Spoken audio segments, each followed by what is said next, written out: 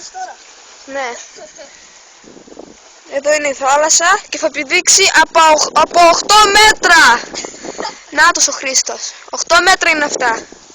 Θα πηδήξω τώρα. Πήδα.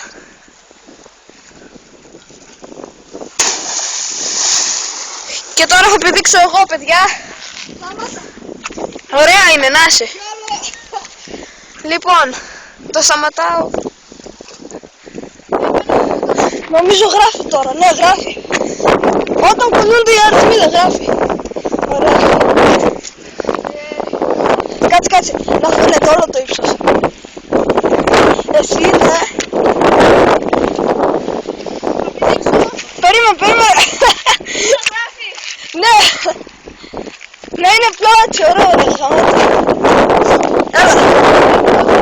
Το ύψος. Ναι, θάλασσα το ύψος. Και εγώ πηδάω τώρα. Ωραίος. Το σταματάω.